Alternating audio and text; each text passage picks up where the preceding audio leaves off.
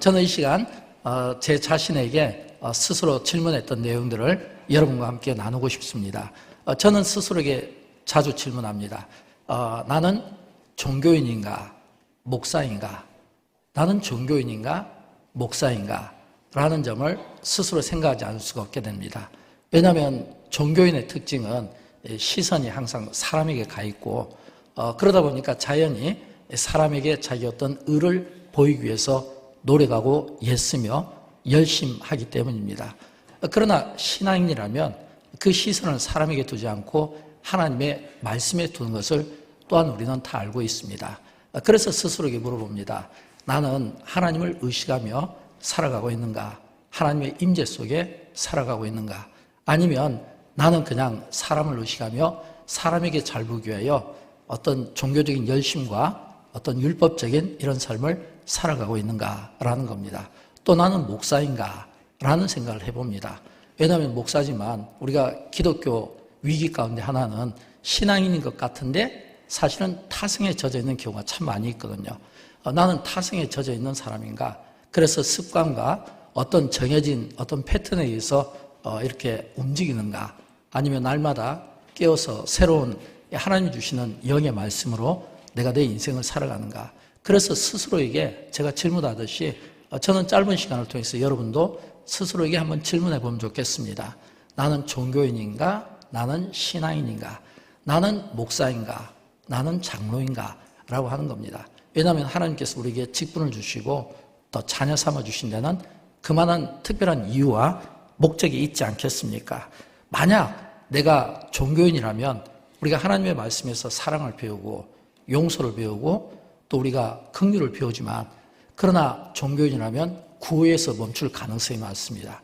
아니면 어떤 우리의 행위를 보이기 위해서 사람에게 어떤 드러나는 일을 하는 경우가 있습니다. 그러나 열매는 없을 것입니다. 또 뿐만 아니라 어떤 진정성의 면에서도 저는 떨어질 수 있을 거라는 생각을 갖게 됩니다. 우리가 조금 전 갈라디아서 2장 20절 말씀을 보게 되었는데 이 갈라디아서 2장 20절 말씀은 어떤 의미로 보면 종교인인가 신앙인인가 여기에 대해서 분기점이 되는 말씀이라고도 볼 수 있습니다. 또 뿐만 아니라 이 갈라디아서 2장 20절 말씀은 너무 쉬운 말씀입니다. 왜냐하면 이 말씀은 딱 패턴이 간단하거든요. 하나님은 의로우시고 우리는 의롭지 못하다. 하나님은 의로우신 분이고 우리는 의롭지 못하다라는 겁니다. 그리고 그 분기점에서 바울은 자기의 삶을 통해 고백한 것 같아요. 왜냐하면 여러분 바울은 누구보다도 그가 예수 그리스도를 만나기 이전에는 종교적인 열심이 강했던 자잖아요. 율법이 강했던 자잖아요. 또 뿐만 아니라 그의 어떤 종교적인 그 열심을 보여주기 위해서 나름 노력했던 그가 아닙니까? 그런데 그가 예수 그리스도를 탁 만나면서 그의 삶에 완전한 터닝 포인트가 이루어지지 않습니까? 철저히 이제는 자기가 그처럼 가졌던 그 모든 열심과 그리고 그 모든 자랑들을 전부 배설물로 여기고 그때부터는 오직 십자가 정신을 가지고 오직 십자가 복음, 십자가 사랑, 십자가 용서 오직 그 십자가만을 드러내는 그의 삶이 완전히 바뀐 것을 우리는 보게 된다라는 겁니다. 저는 신앙생활에 참 타락 가운데 하나를 이렇게 꼽고 싶어요. 교회 다니는 분들은 많아요. 그리고 예수를 믿는 분들은 많습니다. 그러나 교회를 다니고 예수를 믿지만 그러나 왠지 능력이 나타나지 않는 것은 왜일까라고 할 때 능력이 나타나지 않는 것은 하나님은 살아계신 분이고 살아계신 하나님의 이 자리에 임재하신 분이고 임재하신 하나님은 지금도 일하시는 분을 믿는데 왜 우리에게는 능력이 나타나지 않을까요? 그것은 혹시라도 우리의 신앙에 어떤 타성적인 부분들이 있지 않을까 이런 생각을 갖게 되는 겁니다. 언제부턴가 교회는 구호도 있고 형식도 있고 절차도 있는데 능력이 많이 사라진 그런 시대를 우리가 살아가고 있습니다. 그래서 우리는 더 큰 책임을 느끼지 않을 수가 없는 겁니다. 어떤 책임일까요? 십자가 정신, 십자가 복음으로 다시 돌아오는 겁니다. 또 이번 주간은 고난주간 특별 새벽 기도잖아요. 이 고난주간 이런 어떤 기도를 통해서 1년에 한 번이지만 이런 기간을 통해서 우리가 다시 한번 우리를 위하여 고난받으시고 십자가에서 죽으신 예수 그리스도 그 십자가를 깊이 묵상하는, 왜냐하면 모든 은혜는 십자가를 통해서 나오게 되어 있고 모든 능력은 십자가를 통해서 나오게 된다는 것을 믿기 때문입니다. 또 우리는 십자가를 보면 이 십자가가 여러분에게 어떻게 보입니까? 어떤 분에게는 이 십자가가 아주 좋은 하나의 장식물로 또는 몸에 치장하는 것으로 또는 어떤 자랑이 될 수도 있지만, 그러나 우리가 터닝 포인트가 이루어지고, 그리고 우리가 이 십자가가 깊이 우리가 묵상을 하게 되면 이 십자가를 통해서 하나님이 우리를 얼마나 사랑하신가, 하나님이 우리를 얼마나 사랑하신가, 이 하나님이 이 십자가를 통해서 정말 부인할 수 없는 그 사랑을 우리에게 십자가를 통해서 보여주기 때문입니다. 성경에 보면 로마서 5장 8절에 이런 말씀이 나오잖아요. 우리가 아직 죄인 되었을 때에 그리스도께서 우리를 위하여 죽으심으로 하나님께서 우리에 대한 자기의 사랑을 확증하셨느니라. 그리스도께서 우리를 위하여 죽어주신 이 사건이 하나님께서 우리에게 자기 사랑을 확증해 주셨다. 부인할 수 없는 그 사랑을 우리에게 보이는 겁니다. 그래서 사도 바울은 그의 설교의 핵심이 십자가에 있습니다. 그의 신학의 핵심이 십자가에 있습니다. 십자가 복음, 십자가 용서, 십자가 자랑, 그리고 십자가 은혜. 그런 의미에서 그는 오늘 갈라디아서 2장 20절을 통해 우리에게 들려주고 싶습니다. 들려주고 싶어 합니다. 내가 그리스도와 함께 십자가에 못 박혔나니, 내가 그리스도와 함께 십자가에 못 박혔나니, 그런즉 이제는 내가 사는 것이 아니라 오직 내 안에 그리스도께서 사시는 것이라. 이 말씀은 바울이 지금 이 고백 속에서 내가 직접 십자가에서 죽어봤다는 겁니다. 그리고 내가 용서도 받아보았다는 겁니다. 그리고 이 십자가를 통해서 내가 진짜 은혜를 받아봤다는 겁니다. 저는 이런 의미에서 이렇게 생각해 보고 싶어요. 바울이 지금 이런 표현을 쓴 것은 그가 십자가 안에서 완전히 자기의 삶이, 인생이 담금질을 당해보았구나. 완전히 담금질을 당해봤구나. 그래서 완전히 그가 이 십자가에 대한 이해와 그 은혜를 경험해 보았구나. 그래서 그는 이렇게 고백할 수 있는 것 같아요. 그가 십자가의 은혜를 경험해 보았기 때문에 그는 우리에게 세 가지를 권면하고 있을 것입니다. 여러분, 십자가의 은혜를 경험해 보고 싶습니까? 한번 이런 생각을 해보십시오. 진짜 십자가의 은혜를 경험하려면 내가 죽어봐야 합니다. 내가 죽어봐야 돼요. 진짜 죽어야 되는 거예요. 내 옛자가 이 십자가 안에서 완전히 죽는 이런 이 경험이 우리에게 필요하다는 겁니다. 우리가 이 갈라디아서 2장 20절 말씀은 다 알고 있어요. 여기 계신 우리 목사님들, 또 우리 장로님들, 기도 많이 하시는 분들, 또 성경에 대한 많은 지식들을 가진 분들이 이 말씀을 모르는 게 아니라 우리는 다 알고 있어요. 근데 우리가 알고 있는데 이 말씀 속에서 내가 진짜 죽었다는 거, 예수님이 십자가에 못 박혀 죽을 때, 내가 그 주님이 못 박혀 죽을 때 같이 죽었다는 이 경험을, 이 은혜를 가진 분들은 그렇게 많지 않을 겁니다. 그래서 우리에게는 결단이 필요해요. 어떤 결단이냐면, 바울이 진짜 이 갈라디아서 2장 20절에 있는 이 말씀대로 살기 위해서 그는 날마다 죽노라, 날마다 죽노라, 날마다 그는 그의 그 삶 속에 죽는다는 그 고백을 고린도전서 15장 31절에서 그는 하고 있다라는 겁니다. 여러분, 날마다 죽는다라는 이 의미가 여러분에게 어떻게 이해가 될지 모르겠지만, 이 날마다 죽는다는 것은 이 죽는 사람이 말하면 됩니까? 죽는 사람이 주장하면 돼요? 죽는 사람이 화내면 됩니까? 아니잖아요. 죽는 사람은 말하지 않는 겁니다. 그리고 죽는 사람은 이 세상을 보고 어떤 환경을 보는 것이 아니라 항상 그 마음속에 뭐가 있냐면 예수님이 들어가 있는 거예요. 제가 참 신학교 다닐 때 참 제가 신학을 제대로 할 수 있도록 도움을 준 분들이 참 많이 계십니다. 이거는 저를 두고 한 게 아니라 제가 신학을 공부할 때 어떤 의미로 보면 우리 한국교회가 최고의 참 좋은 멘토 같은 목사님들, 존경스러운 그런 목사님들을 많이 모실 때 그때 제가 공부를 했던 것 같아요. 이름만 되면 알 수 있는 80년대에 어떤 한국교회를 빛냈던 이런 교단을 초월해서 많은 목사님들이 있거든요. 그 가운데 참 잊지 못하는 분 가운데 하나가 이중표 목사님이십니다. 이 이중표 목사님은 어떤 신학을 가지고 있었냐면 그분의 목회 철학이 별세 목회거든요. 별세 목회. 별세 목회를 통해서 많은 후진들에게 그가 한신교를 개척하고 또 그가 이게 이제 서울 그리고 분당 그리고 양평 기도원 만들고 거기에다가 이렇게 많은 젊은 목사님들을 위해서 목회 개발원을 만들어가지고 매년 1년에 몇 차례씩 세미나를 하는데 그때 그 중심 주제가 뭐냐면 별세 목회였거든요. 날마다 죽노라. 그래서 그분은 이 낮은 톤으로 몸도 왜소하고 참 이렇게 마른 체형인데 목소리가 아주 잔잔해요. 근데 항상 그분이 이야기하거든요. 주님, 빨리 보고 싶습니다. 빨리 만나고 싶습니다. 빨리 저를 데려가십시오. 이런 이야기를 많이 했어요. 별세 목회. 그분은 죽음에 대한 두려움보다는 빨리 하나님을 만나고 싶은, 천국에 가고 싶어하는 그런 목마름이 강했어요. 그래서 이분을 참 제가 이 신학교 다닐 때 많이 참 배우려고 노력을 많이 했는데, 마침 그분과 한번 이렇게 세미나 기간 중에 대화를 나눌 기회가 있었습니다. 그때 제가 질문을 드렸어요. 목사님, 이 별세 목회 참 존경스럽고 참 좋은 목회인데 제가 이 목회를 배우려면 어떻게 해야 됩니까? 라고 했을 때 두 마디를 딱 이야기해 주시더라고요. 근데 그때는 제가 이해를 못했습니다. 하나는 뭐냐면, 별세 목회를 잘 배우려면 신학교에서 공부를 잘하면 안 돼.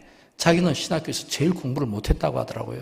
나중에 한신대 그 출신 목사님들에게 물어보니까 진짜 공부를 못하신 것 같아요. 근데 두 번째, 그분 안에는 이 학교 공부보다 예수님이 있었어요. 예수님이.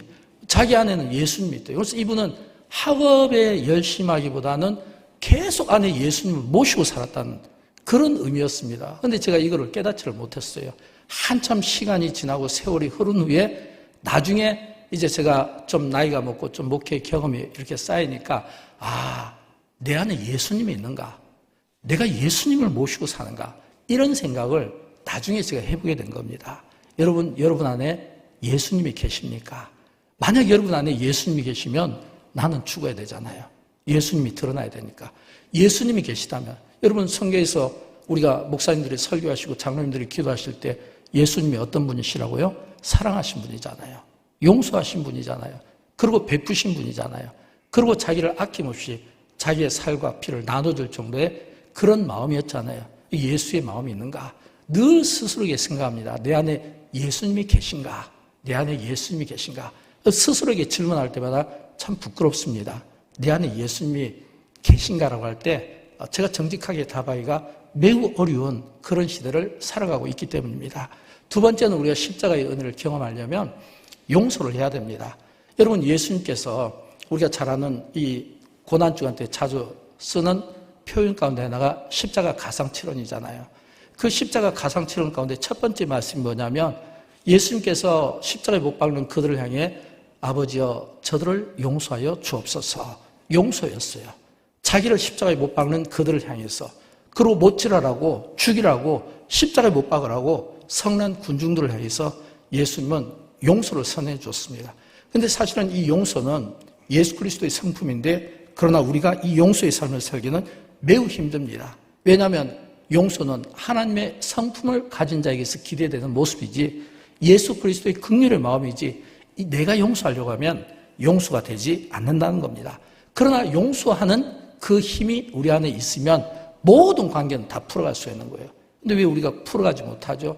서로 나누어져 있고 갈등하고 있고, 막 어떤 의미로 보면 서로 그냥 이 나누는 것이 서로에게 어떤 유익이 되는 이런 반사이익의 시대를 살다 보니까 그 누구도 용서하려고 하는 마음보다는 오히려 나눠지는 것을 더 좋아하는 그런 시대 속에서 우리가 살아가고 있는 겁니다. 저는 예수님이 겟세마네 동산에서 하나됨을 위하여, 아버지와 아들과 성령의 하나된 것처럼 교회와 성도의 하나됨을 위하여, 제자의 하나됨을 위하여 기도했던 것, 이런 이 용서의 마음, 이 사랑의 마음이 오늘 우리에게 매우 중요하다라는 것을 깨닫게 되는 겁니다. 세 번째는 사랑의 마음입니다. 사랑. 우리는 많은 경우 사랑을 이야기하지만 사랑하지 못해요. 오히려 사람들은 사랑을 이야기하면 할수록 결핍증에 빠져 있어요. 왜일까요? 내가 사랑하려고 하니까. 내가 용서할 수 없듯이 내가 사랑하려고 하면 안 되는 거예요. 내가 사랑하고 싶은 마음이 있으면 먼저 내가 이 십자가의 은혜를 통해 하나님이 나를 얼마나 사랑하는가.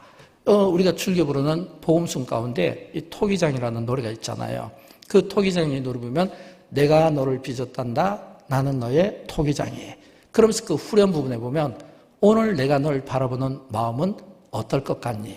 나는 널 단 한순간도 사랑치 않은 적이 없지. 나는 널 단 한순간도 손을 놓은 적이 없지. 나는 널 단 한순간도 눈에서 뗀 적이 없지. 내가 너를 빚었단다. 나는 너의 토기장이. 이런 이 찬양이거든요. 여러분, 한순간도 하나님의 사랑은 우리를 놓은 적이 없고 눈에서 뗀 적이 없습니다. 그런데 이걸 우리가 자꾸 지식적으로 이해를 하려고 하니까 다가오지를 못하는 거예요. 저는 이런 이 찬양 가사 하나하나가 하나님의 말씀이 우리의 지식을 만족시켜 준 게 아니라 우리의 가슴을 뜨겁게 하는, 가슴으로 마음으로 와닿는 그런 은혜가 있기를 주님의 이름으로 축원드립니다. 그래서 바울은 오늘 조금 전 우리가 했던 갈라디아서 2장 20절 후렴 부분에서 이렇게 이야기하잖아요. 이제 내가 육체 가운데 사는 것은 나를 사랑하사 나를 위하여 자기 자신을 버리신 하나님의 아들을 믿는 믿음 안에서 사는 것이라. 이제 내가 육체 가운데 사는 것은, 이제 이 바울이 터닝 포인트 된 이 삶을 그는 고백합니다. 이제는 내가 나를 위하여 자기 자신을 버리신 하나님의 아들을 믿는 믿음 안에서, 여러분 하나님을 아들을 믿는 믿음 안에서, 이 믿음이 어떤 믿음일까요? 이 믿음은 우리가 바울 로마서 14장에 보면 이런 말씀이 나오잖아요. 18절인가요? 거기 보면 바울이 우리가 살아도 주를 위하여, 우리가 죽어도 주를 위하여, 사나 죽으나 우리는 주의 것이로다.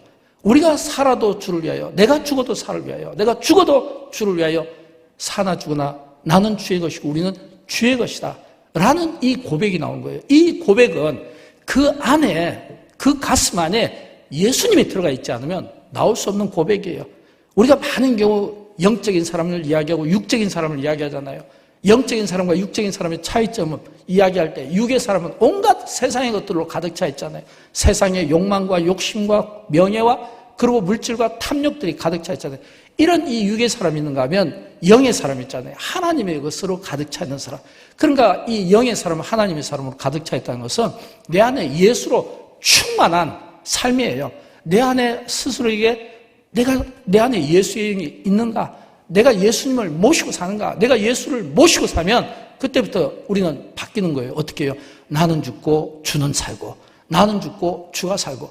이게 저는 십자가 안에서 당금질 받은 인생의 모습이고, 저는 이게 바울의 고백이면서 우리의 고백이 되었으면 좋겠습니다. 여러분, 우리가 많은 경우 가치를 이야기하잖아요. 대한민국의 가치, 여수의 가치, 또 등등 예를 들어서 손혜원 목사님 어떤 순교회의 가치, 또 조찬기도의 가치 있잖아요. 근데 우리가 가장 우선적으로 얘기해야 될 가치는 하나님의 말씀인 것을 믿으시기 바랍니다.